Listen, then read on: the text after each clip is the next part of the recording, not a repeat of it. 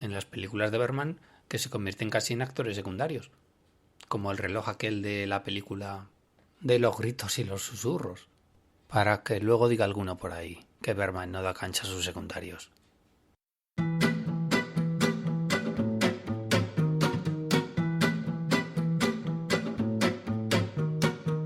¿Escuchas? Lloviendo cine. Los actores secundarios tenían una habilidad especial casi innata. De hecho, es una habilidad que tienen todos los actores, pero los secundarios la tienen de una manera especial. Y esa habilidad consiste en retratar perfectamente la época en la cual realizan sus películas. Vamos a poner como ejemplo, para que me entendáis, una película de los años 70. Una película de 1973 que se llama Salvad al tigre, que le valió a Jack Lemmon el Oscar al mejor actor principal. Bueno, pues en esa película el compañero de fatigas de Jack Lemmon está encarnado por un actor fantástico, maravilloso, que se llamaba Jack Gilford, muy habitual en todas las películas de aquella época. Jack Gilford encarna en esa película una forma de actuar muy coyuntural de aquellos años. Es algo que evidentemente no se le ocurría en los años 70, no solo por actuar en los 70 actuabas bien. Quiero decir, cada época tiene su forma de actuar, tiene sus clichés, se podría decir, lo cual no es nada peyorativo, es decir, cada tiempo tiene sus formas de actuar. Nada tiene que ver la forma más teatral, digamos, de los años 30 que la forma más realista que trajeron los renovadores del cine en los años 60 y 70. Cassavetes, Coppola, Scorsese, Woody Allen. Bueno, pues la forma de actuar de Jack Gilford en esa película yo creo que es una de las que mejor puede enseñar una forma de hacer cine, una forma de entender la vida de esos años, una forma de actuar inherente a la forma de ser, de actuar y de pensar de toda una época, como eran en esa ocasión los años 70. Jack Lemmon, que venía de hacer El apartamento 10-12 años antes, participa también de esa forma de transmitir el personaje. Un personaje que ha vivido los años 60, que ha vivido las revoluciones culturales del 68 y de los hippies, y que se encuentra con que en los años 70 la cosa no ha cambiado. Que igual no hay involución, pero sí un estancamiento, y un cierto desánimo y un cierto desencanto. Y esa película lo refleja perfectamente. Es curioso porque es una película en la que los actores están por encima de la película.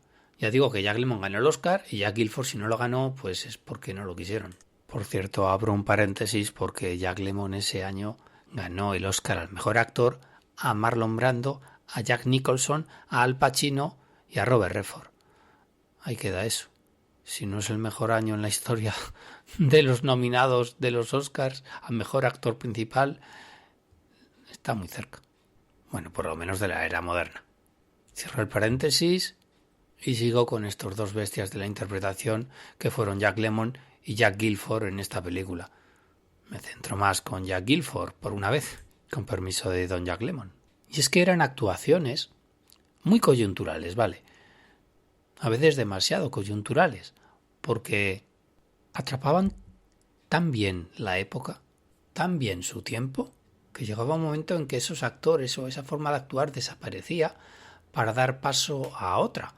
Y a veces lo peor era que esa otra forma de actuar se llevaba por delante a esos actores. Ya no era Jack Gilford el que, empezada la década de los 80, secundaba a los actores principales. Eran otros actores. Jack Gilford y otros como él, de los cuales voy a hablar ahora, quedaban arrinconados, olvidados incluso. Porque, por ejemplo, Salvad al tigre es de John G. Avildsen, director que 2 años después dirige la archifamosa Rocky, que ganó el Oscar a la mejor película, tal y cual. Bueno, pues el entrenador de Sylvester Stallone, de Rocky, en la película, si recordáis el personaje, está encarnado por otro de esos actores tan setenteros, que se llamaba Burt Young. Otro de esos actores que retrataban la época a la perfección, pero que llegado un tiempo desaparecen del mapa.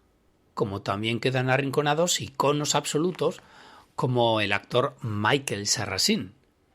Y os he citado a 3 nombres que es que eran 3 iconos de la interpretación de los años 70, 3 secundarios absolutamente inolvidables. Si tú ves una película de Michael Sarrazin, no te olvidas nunca de su cara ni de su forma de actuar. Si tú ves a Jack Gilford, se te queda para los restos. Si tú ves a Bart Young, el entrenador de Rocky, dices, este es el hermano de Jack Gilford. O por lo menos han ido al colegio juntos. Hay otro actor, Taxi Driver, del 75, con Martin Scorsese. Aparte de Sybil Shepherd, aparte de Robert De Niro, Peter Boyle, uno de los compañeros taxistas de Travis Bickle. Otro que tal, otro que dura ¿cuántos años?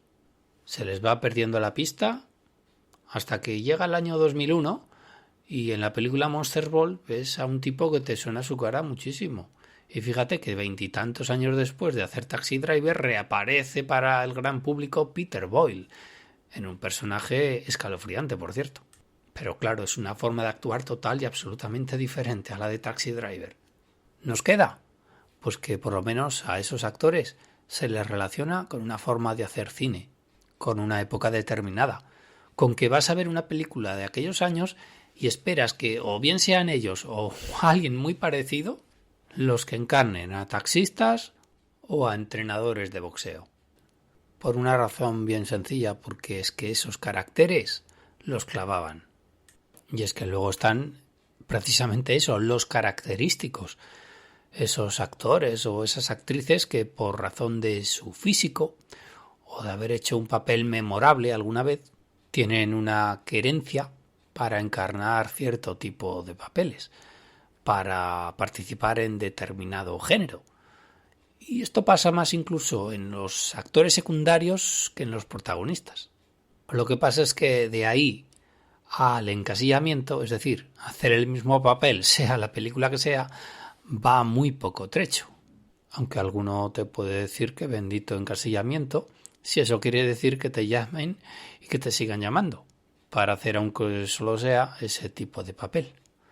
Cosa buena porque significa que sigues teniendo trabajo. Ha habido casos bastante curiosos en la historia del cine porque había actores secundarios que se especializaban tanto en un tipo de papel que entraban y no salían en un determinado tipo. Por ejemplo, había un actor en los años 30 que se llamaba Robert Craig que se especializó tanto en papeles de mayordomo, de butler, que ya todo el mundo tenía asumido que ese pobre hombre no podía hacer más que de mayordomo. Si queréis ver El conflicto de los Mars, veréis al actor Robert Craig haciendo de mayordomo, por supuesto. Este es un caso de encasillamiento por físico, porque el señor la verdad es que tenía un tipo bastante orondo y bastante mayordomo. Aunque claro, hay algún que otro género que se presta más al encasillamiento. Por ejemplo, en las películas del oeste. Anda que no hemos visto veces en películas del oeste haciendo de malo a Jack Elam. Jack Elam, por si no os acordáis de su cara, tenía una mirada que recordaba a la de Fernando Trueba o Marty Feldman. Es una lástima no poder poner una fotografía en un podcast. Pero es que es un actor que ha salido en 1001 películas del oeste haciendo de malo, de malvado, de secuaz. Y de secuaz hacía también otro característico que yo creo que es uno de los malos más simpáticos de las películas del oeste, como fue Jack Palance, que llegó a trabajar con Jean-Luc Godard, nada más y nada menos. Que por cierto, Jack Palance empezó de secundario pero en el cine negro. O Lee Van Cleef, el bueno, el feo y el malo. Es curioso, una característica de los característicos era que si no hacían el papel que tú te esperabas que fueran a hacer en una película, como que te sentías un poco defraudado. Y oye, no, es que son actores. Lo que pasa es que siempre has visto a Bruce Willis hacer de Bruce Willis, pues no, pues de vez en cuando no hace de Bruce Willis. Aunque me salga un poco del tema. Fin del inciso. ¿Escuchas? Lloviendo Cine.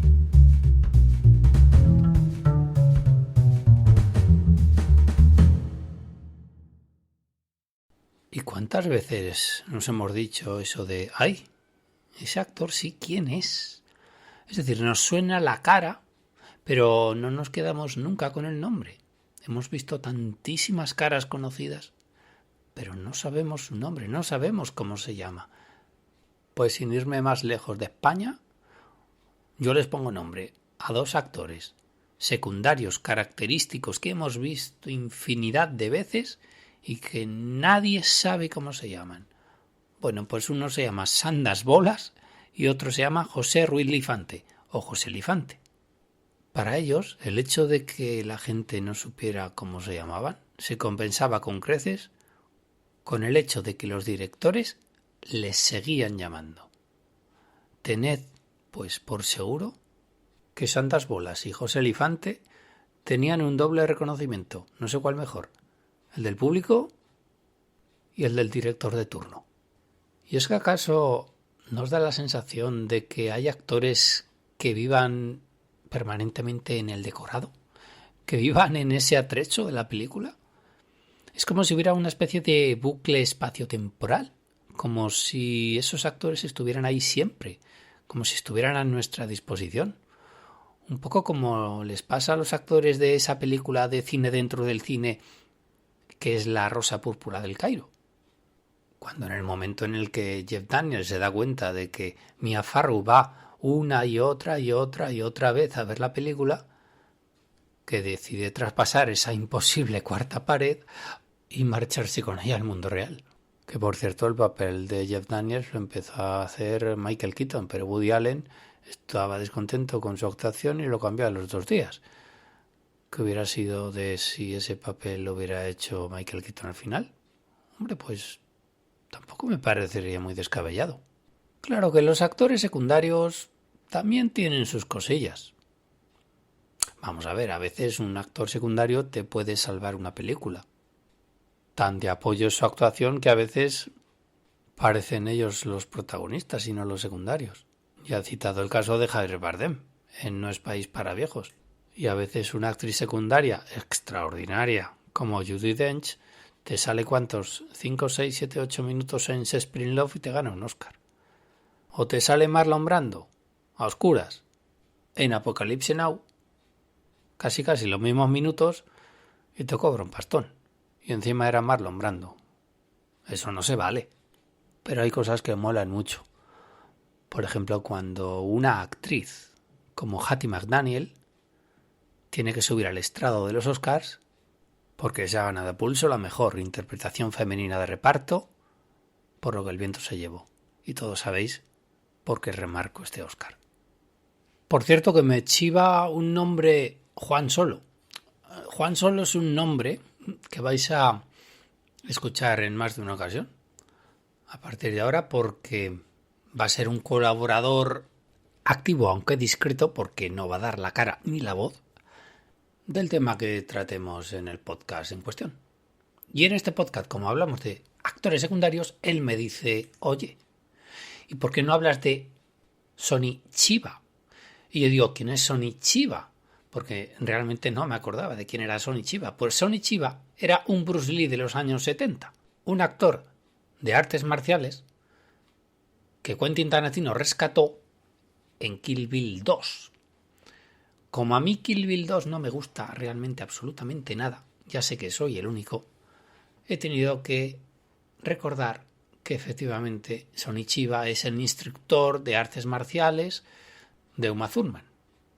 No deja de ser otro de esos homenajes que Quentin Tarantino realiza en cada una de sus películas. Por cierto, que en Kill Bill hay alguna referencia a películas de Jean Godard. Tarantino recupera a Sonny Chiba y recupera a David Carradine, que no hace de Kung Fu, pero todo está relacionado. Alex de la Iglesia, cuyo cine a mí a veces no me entusiasma, todo lo contrario, realmente, recupera actores y actrices veteranos, como Terele Pávez, María Esquerino.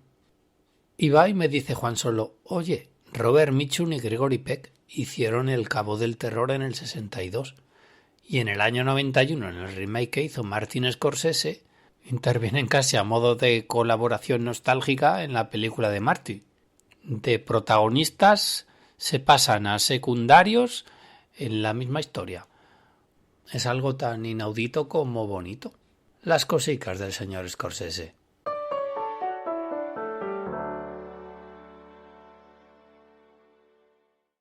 Hablábamos de los casos en los cuales hay películas en las que los actores secundarios se imponen a los actores protagonistas.